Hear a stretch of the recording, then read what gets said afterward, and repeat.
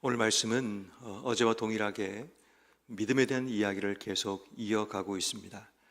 사람들이 믿지 못하는 여러 가지 이유가 있을 수 있는데 어제도 사람들이 믿지 못하는 여러 이유들을 우리가 살펴보았습니다. 근데 오늘 말씀에도 사람들이 믿지 못하는 그 이유가 드러나고 있음을 보게 됩니다. 오늘 보면 6절 말씀에 보면 이 말씀이 어렵도다 누가 들을 수 있느냐라고 고백하는 사람들의 모습이 등장하게 됩니다. 말씀이 어렵다라는 이야기는 말씀을 받아들일 수 없다는 것을 이야기하고 또 이 말씀이 이해가 되지 않는다는 고백이기도 합니다. 말씀이 이해가 되지 않고 말씀을 받아들일 수 없는 상황이 있다 보니까 결국 그들은 이 말씀이 어렵다라고 고백하는 겁니다. 말씀이 어려우니까 결국 그들은 믿기에 혼란이 일어나게 되는 거죠.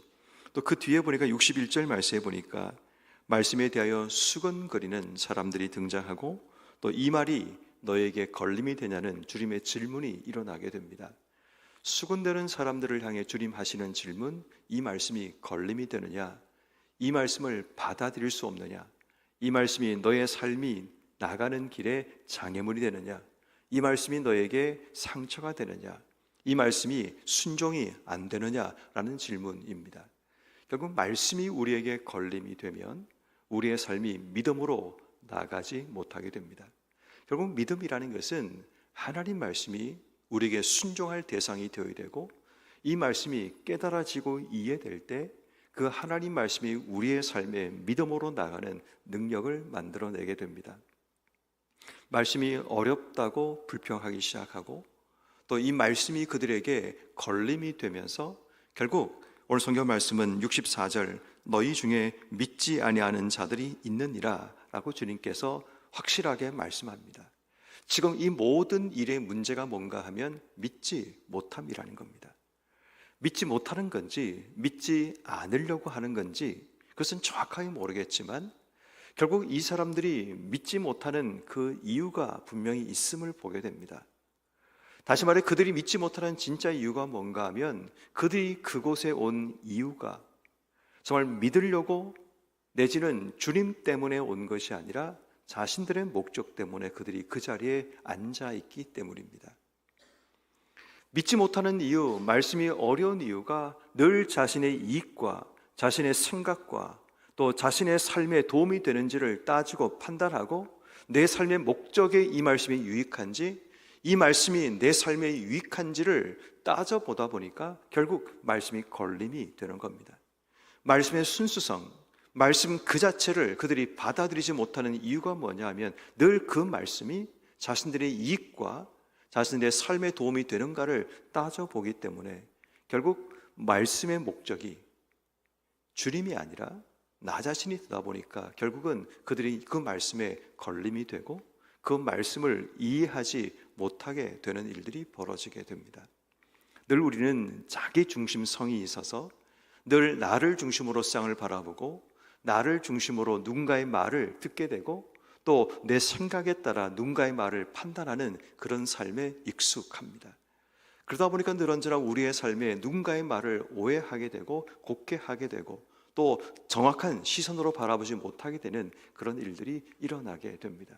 결국 이들 믿지 못하는 이들의 모습이 66절 말씀에 보니까 제자 중에서 많은 사람이 떠나가고 다시는 그와 함께 다니지 아니하니라 라는 말씀으로 이어집니다. 결국 믿지 못하는 자들인 떠나는 자들로 연결되게 됩니다. 예수님과 함께 있고 예수의 말씀을 사모하는 열정도 드러나고 어떤 의미에서 그들의 모습은 늘 예수님을 따라다니는 그런 모습을 보였지만 믿음이 없는 자들, 그들은 결국 예수를 떠나게 되고 다시는 예수를 따르지 않는 그런 일들이 일어나게 됩니다. 그때 주님께서 제 아들에게 묻습니다. 너희도 가려느냐? 라고 질문할 때 68절 이하의 말씀에 보니까 떠나는 제자들과 따르는 제자들이 구분되는 모습을 보게 됩니다. 그들이 주님을 따르는 이유를 68절 시몬 베드로가 이렇게 말합니다. 영생의 말씀이 주께 있사오니 우리가 누구에게 가오리까? 말씀의 출처가 주님께로 나오고 그 말씀이 우리에게 영생이라는 사실을 깨닫는 그들은 주님을 따르고 주님을 믿게 됨을 보게 됩니다. 69절 말씀, 우리가 주는 하나님의 거룩한 자이신 줄 알고 믿고 알아삼나이다 라고 고백합니다. 그들이 믿는 이유가 예수님께서 하나님의 거룩한 자라는 사실을 믿었기 때문에 그들은 따를 수 있다는 겁니다. 결국 떠남과 따름의 그 중요한 차이는 믿음이 있느냐 없느냐입니다. 하나님 말씀에 대한 믿음이 있는지, 예수에 대한 믿음이 있는지, 결국 그 믿음이 있느냐 없느냐가 따르느냐 떠나느냐를 결정짓게 되고, 이 말을 조금 더 나가면 진짜냐 가짜냐를 구분하게 되는 겁니다. 어떤 사람들은 진짜인 것처럼 보이지만 가짜 신앙을 가진 자들이 있습니다. 우린 그런 자들을 명목산 크리스찬이라고 얘기합니다. 크리스찬처럼 보이지만 그들의 삶의 모습은 명목상의 크리스찬, 이름만 가지고 있는 그런 크리스찬들입니다. 사람들이 모이는 곳에서 함께 모입니다. 겉모습을 보면 주를 따르는 모습도 보이는 것 같습니다. 그런데 문제는 그 속에 믿음이 없어서 늘 하나님 말씀이 그들 속에 심겨지지 못하고 길가와 돌밭처럼 가시떨기처럼 그 말씀이 계속해서 마음속에 의심과 또 불편함을 만들어내면서 결국 시간이 점점 지나면 지날수록 자기의 생각과 주의 말씀이 또 내가 가는 길과 주의 길이 완전히 다름을 깨닫게 되어 결국은 주님을 떠나게 되는 그런 일들이 벌어지게 됩니다.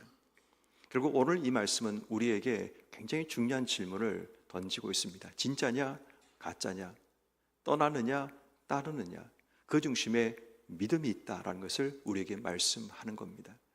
결국 예수가 내 삶의 그리스도가 되지 못하면 하나님 말씀을 들을 때도 주님이 드러나지 않고 내가 보이기 시작하고, 예수가 그리스도이심을 깨닫지 못하면 하나님 말씀이 우리에게 불편하고 말씀이 걸림이 되고 그 말씀을 통해 주시는 하나님의 영생이 우리에게 보이지 않는 일이 벌어지게 되는 겁니다. 따르고 믿지 못하면 결국 우리 인생 가운데 주님이 보이지 않습니다.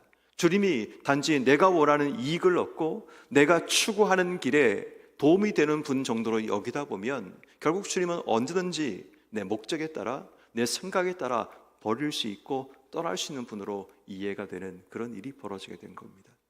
결국 믿음이 없으면 결국 우리는 주님에 대한 이해도 말씀에 대한 이해도 결국 내가 살아가야 될 삶에 대한 이해도 무너지는 그런 일이 일어나게 됩니다. 그래서 요한복음은 계속해서 우리에게 믿음에 대한 이야기를 합니다. 예수가 그리스도라는 사실을 믿고 있느냐? 믿고 있다면 그 이름을 힘입어 너희의 삶에 생명을 얻고 있느냐? 예수를 믿는데 생명이 흘러오지 않는다. 제대로 믿고 있는가를 확인해 봐야 된다는 겁니다. 예수를 믿고 있으면 우리의 삶에 주님의 생명이 내 삶 속에 흘러오게 되고 그분의 생명력으로 주신 삶을 살아갈 수 있게 됨을 이야기합니다. 그러므로 오늘 하루 여러분, 우리에게 이 말씀은 무엇을 말씀하고 있을까요? 우리가 어떻게 살아가기를 우리에게 말씀하고 있을까요? 첫 번째 주는 말씀은 이런 겁니다. 나의 목적을 위해 살아가지 말고 주님의 목적을 위해 살아가는 삶을 우리에게 말씀합니다. 그 중심에 믿음이 있어야 합니다. 믿음이 없으면 우린 자꾸만 나의 목적을 위해 말씀을 받고 나의 목적을 위해 주를 따르고 목적을 위해 사역을 감당하는 삶이 되고 맙니다. 그런데 믿음이 있으면 주님의 목적을 위해 주를 위해서 내가 주를 따르고 주의 말씀을 듣고 말씀을 듣는 중에 하나님께서 내게 무엇을 말씀하시는가를 깨닫는 지혜가 우리에게 있어야 하는 겁니다. 그러므로 오늘 내 목적을 위해 주신 삶을, 주신 시간들을 살아내지 말고 하나님 목적을 위해 주신 삶을 살아가는 우리가 되게 해주시기를 기도하는 것, 이게 첫 번째 우리가 기도해야 될 제목입니다. 두 번째는 진짜 믿음이 우리에게 있기를 기도해야 됩니다.